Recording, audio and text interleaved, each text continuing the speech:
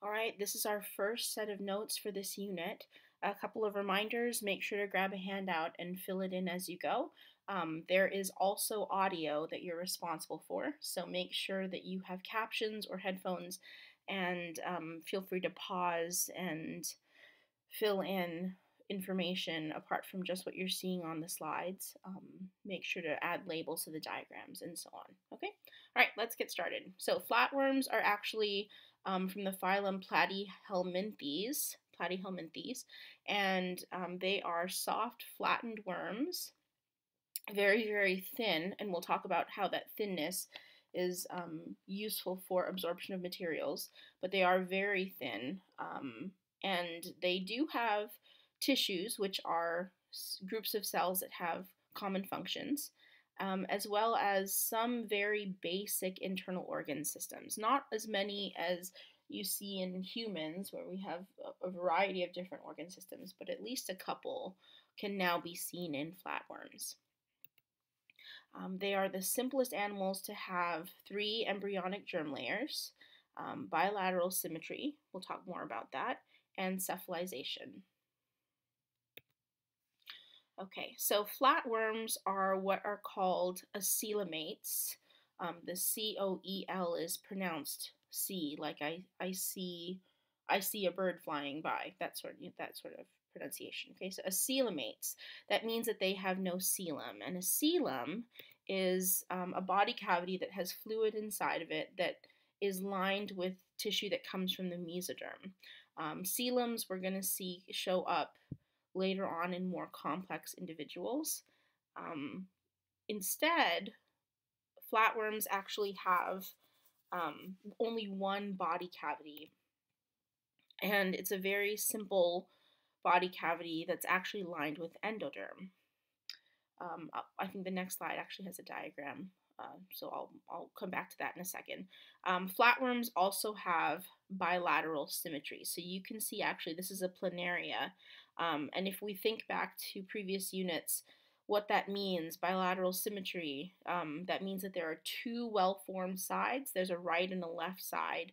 That means that there's enough cephalization to make something similar to a head, which is what we have here. That also means that unlike cnidarians that either stay stationary or sessile, or they drift in the currents, there is some kind of movement in one direction. And so platyhelminthes worms actually have direction when they move, where the head or something similar to the head is kind of leading the way in the movement in that direction. Okay, so this is just a general flatworm. If we did a transverse section, and you were able to see like a cross section of the body cavity, your diagram isn't colored in because it's a black and white copy. So you might want to just at least label these, but you can also find them in the textbook. So the ectoderm, remember, is the outermost layer. We see that in kind of like a light blue. Here is the digestive cavity right in the middle. That is lined with endoderm, and then you have the mesoderm actually as this middle ground kind of tissue. And and so a coelom, if you recall in the last slide, a coelom is where you have a body cavity where mesoderm is the lining, and then you have various organs. And so this is actually quite simple. There's just the digestive cavity in the middle where pretty much all of the metabolic processes are happening. Okay, so all flatworms, being so thin and so flat, most of their cells are close enough to the external environment where they actually don't really need very complex internal transport systems. Okay, so they actually rely on diffusion, which is where materials just pass directly from the outside to the inside where the cells are and vice versa, so directly into their cells. And this goes for respiration, excretion, circulation. In all those cases, there isn't really aren't any major body systems that are needed for the flatworms to be able to exchange gases with the external environment or excrete wastes, like through a set of kidneys, for example, or circulation, some kind of heart and blood vessels, or something similar to blood vessels. That's not really necessary because they're so thin. Oxygen, carbon dioxide, metabolic wastes, a lot of times can just pass directly from their cells out into the external environment. Now, within flatworms, there are also many parasitic worms. Not all flatworms are parasitic, but a large majority of them are. And they have a slightly different structure. We'll look at them more later on in these slides, but they don't, even more so, don't need a complex system, digestive system, because of the way that where they live. So they tend to be found inside the intestinal passageways of animals, of organisms, and so a lot of times they obtain their nutrients from food that's already been digested by their host. This individual right here is getting a tapeworm removed from them. As you can see, it's a pretty long tapeworm, but that's being pulled from their digestive tract. And so this individual, this host, this person would have digested their own food, and then in the process of digestion, it's broken down enough already that this tapeworm can actually benefit from just absorbing it directly through their skin. And here you can see the tapeworm, and it's really quite thin, and that's on purpose because it doesn't have a digestive system inside. It doesn't need one. All right, so here is, this is what we call, this is a planarian. So this is a typical flatworm. And so it's not that they don't have any organ systems at all. They just have very, very basic ones that are kind of fall just within the border of what you would kind of call an organ system. But again, not as complex as, let's say, organisms like us. And not as many organ systems as individuals like us. Okay, they pretty much just perform essential-like functions. Okay, so you can actually see this kind of orangey colored branched area that's inside. That is that digestive cavity that we kind of saw a cross-section of in an earlier slide. Okay, and there's only a single opening, and actually in this case, even though the head or something similar to the head is up all the way over here, the mouth is actually towards the inferior, or towards the caudal end of the animal, and so this mouth is actually the same entranceway where, just like cnidarians, where both food and waste pass. And then there's something called the pharynx, which actually extends out of the mouth and will either pump food from the outside directly into the digestive cavity, or called the gut, and then that's where digestion is going to happen. The cells of this planaria will digest the food and then absorb it and kind of disperse it to all the other cells, or diffuse it to the rest of the cells.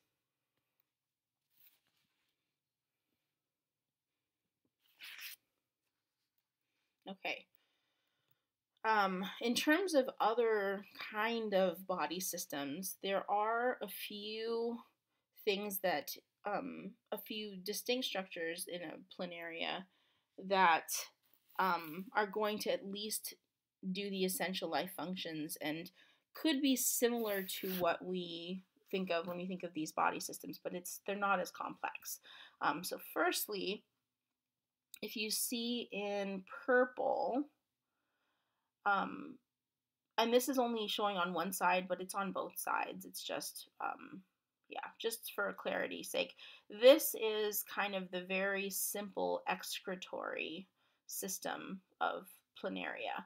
So it's a set of tubes that will excrete wastes. In fact, can excrete them directly to the outside through little tiny pores. But you can see these little red dots, and these little red dots are called flame cells, and they are responsible for maintaining water balance. So they can help to excrete extra water.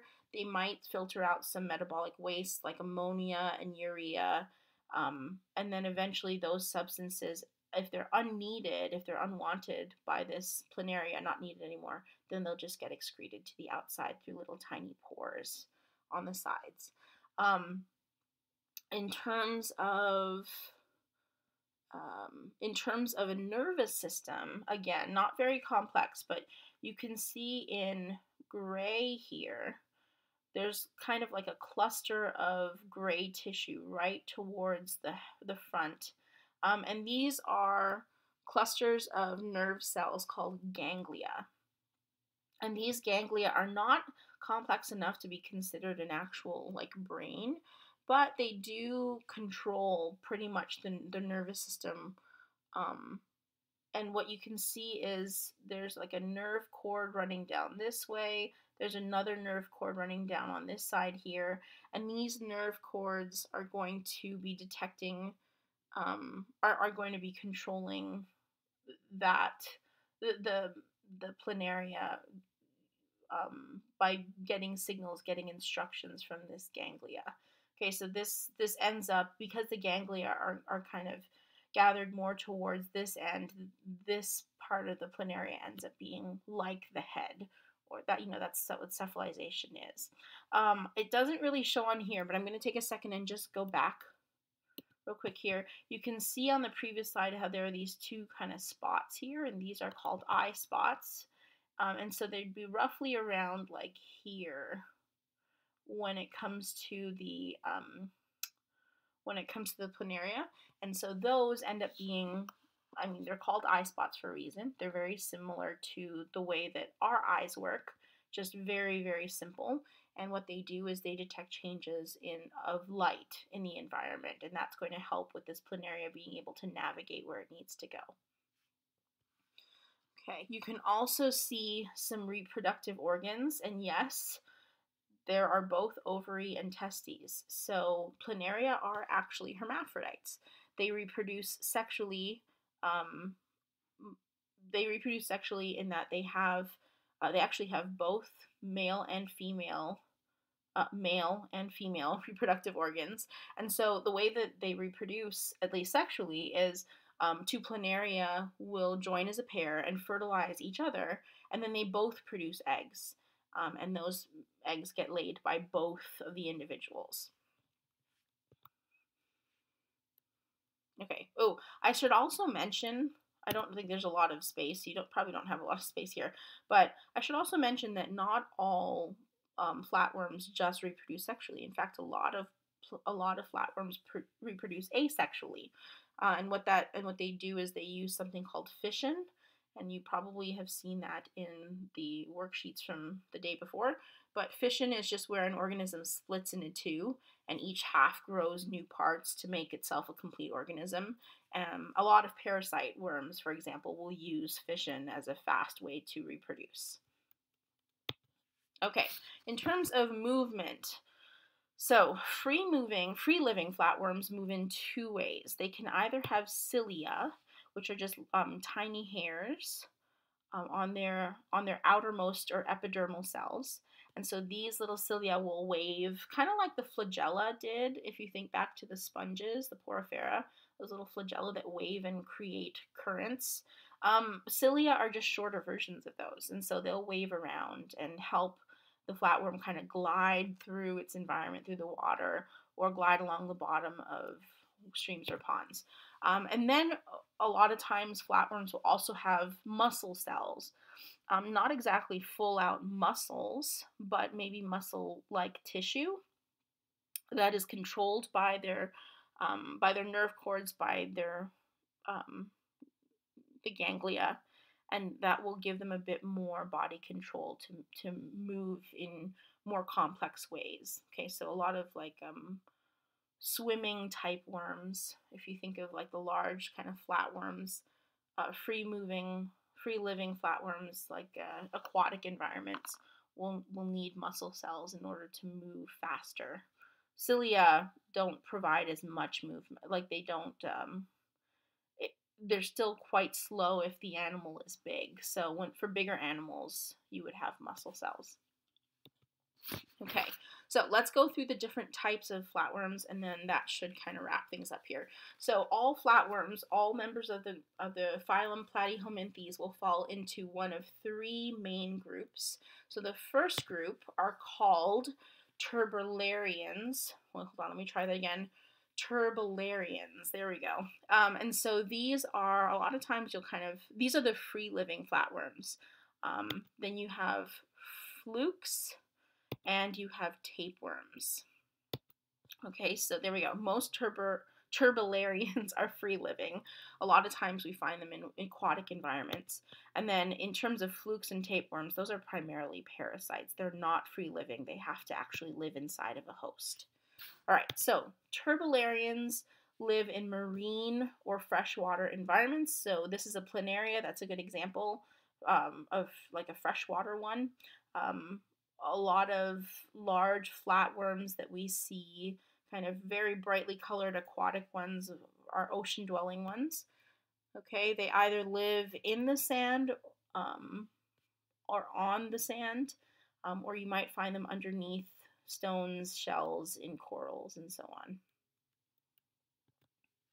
Okay, flukes, the second group, are parasitic flatworms, and so they tend to infect internal organs of their hosts. Okay, and a lot of flukes actually have more than one type of host. So this is actually the life cycle of a blood fluke called Schistosoma mansoni, and you would have looked at it, you would have seen this in the worksheet from the day before as well. So let's kind of go through, feel free to add some labels here, but you'll notice that there are two colored arrows. Green represents the blood fluke's life cycle when it's with its primary host, and the primary host actually, unfortunately, is humans. And then they also have a secondary host, which part of its life cycle in purple represents when it's associated with its secondary host, or sometimes it's called an intermediate host. That, you can use either. So I'll just go through the cycle here. So here you have the primary host, human.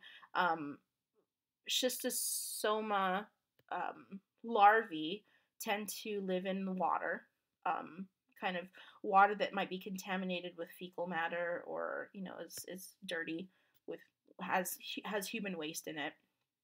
Okay, so so what happens is the larvae actually burrow into the skin of the primary host and make its way eventually to the little blood vessels of the small intestine. And so this is actually a section of the small intestine of this individual. And they make their way all the way through the bloodstream and into the intestine. And it's here that the larvae actually grow into adulthood, and this is an adult schistosoma fluke. And that's where they will sexually reproduce. There'll be more than one. They'll sexually reproduce, and then they will produce eggs. And these fertilized eggs turn into embryos, and eventually these are passed through the intestinal system and make its way and are excreted from the primary host. And so here's an embryo that's fully developed that leaves the person through their waste, their fecal matter. If that fecal matter eventually reaches water, these embryos will then occupy a secondary host or an intermediate host. In this case, there are these snails. And so these snails will then carry that, will be infected by these embryos. These embryos then grow by, will reproduce asexually and actually produce more larvae. And then eventually these larvae, when they're developed enough, will be excreted out of this snail into the water and make its way to a primary host again. Okay, so it's not that, I'm not trying to tell you this that you're gonna be terrified of like taking a shower or anything. That's not it at all. In fact, schistosoma is common in tropical areas, most common in tropical areas where there's no real proper sewage systems. Okay, so the problem is that in these environments where schistosoma is most common, there are underdeveloped areas where there just isn't proper sewage systems. Human waste is either found in streams or water sources, or in some cases is used for fertilizer for food. And so what ends up happening is when people kind of work the fields, um, they might um, they might end up contracting some of these blood flukes from the water that they might come in contact with. Okay, so it's not something that's very common in places like here where we do have a sewage system, and it's very important to keep human waste away from growing crops and so on. But it is common in places where that isn't really a luxury. Okay, um, tapeworms are the third group. Okay, so they are long, flat parasitic worms.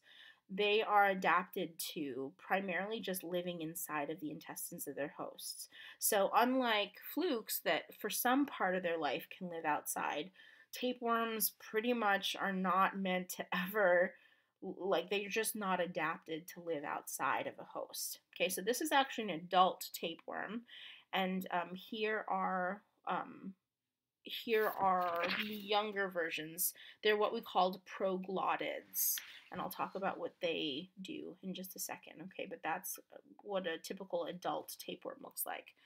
Okay, and as I said before, um, they look very much just almost like a string. There's not much going on inside of them, and that's part of their adaptation. They don't really need um, a digestive system or anything like that. No digestive tract, because they pretty much just rely on the host to do all the digesting for them, and then they just absorb nutrients directly through their body wall. Okay, so here is a diagram. Make sure that you add the labels. I'm sorry, I forgot to mention, if you didn't fill in the labels for the other diagrams and before, make sure you go back, because these diagrams you'll probably see again. So yeah, you might want to go back. But anyway, okay, so here's a typical tapeworm. A few things I want to point out to you here. So the head, or whatever is supposed to kind of be the head of the tapeworm, is what we call the scolex. And this is it up close. You can see it's got these kind of hooks or suckers. There's some suckers as well. And what that does is it attaches to the host, specifically into the host intestinal wall. Okay, and then after that scolex, all that's left are just proglottids, and these are basically just little segments of body, of the tapeworm body, and each segment kind of is its own individual thing, like can break off and reproduce more. The youngest proglottids are closest to the scolex, and the oldest ones are towards the end. Okay, so what ends up happening is most mature proglottids, these segments of the worm's body, can produce both or have both male and female. Actually, no, all of them do. You can see inside one of them here. There are ovaries and there are testes, so they're both male and female parts inside of them, reproductive parts inside them. And so the sperm cells that are produced can actually either fertilize the eggs of other tapeworms or can even fertilize its own eggs. And then after fertilization, these proglottids break off, so they'll actually break off from the main tapeworm, and then they actually burst, like you can see here, and the zygotes, which are just fertilized eggs, get released into the intestinal passageway of the host, where this tapeworm is living. Okay, so those zygotes, or these fertilized eggs, are now perfectly viable and could become more tapeworms. Now, what ends up happening is a lot of these zygotes end up getting passed from the individual, from the host, and so they'll end up leaving on the fecal matter of the host. There we go. So there's the proglottids. These are ones that have broken off from the main body of a tapeworm. Okay, and so each one of these, if fertilization happened, each one of these contains fertilized eggs or zygotes that could be become new tapeworms. Oops. Okay, so what ends up happening is if these zygotes, these fertilized eggs, should contaminate water or food, then they can be consumed by animals and could hatch into larvae. And then what ends up happening is these larvae will kind of bury themselves in the muscle tissue of these animals. Okay, and they actually, remember I said that they aren't really, they rely heavily on the host's own digestive system for getting their nutrients. So in muscle tissue, they're not able to get nutrients. So what they end up doing is they actually form this dormant stage, and they form like a cyst. And then these cysts exist in the muscle tissue, and this could happen in cows or fish or pigs. And so if that cow or that animal, cow or pig or fish, should be eaten by, let's say, humans, and was not cooked properly, or those cysts were not removed from the food, it could end up, though, when that individual, when that meat gets eaten by a human, could that those they become activated. Those cysts become activated, and the larvae inside of them will basically turn into new tapeworms. Okay, so they almost go into a state of dormancy until they can find another digestive tract to be, to infect and to become a parasite in, and then the cycle continues. Okay. Oh, that was a lovely story. Anyway, okay, well, we're done. So thanks. Okay, bye.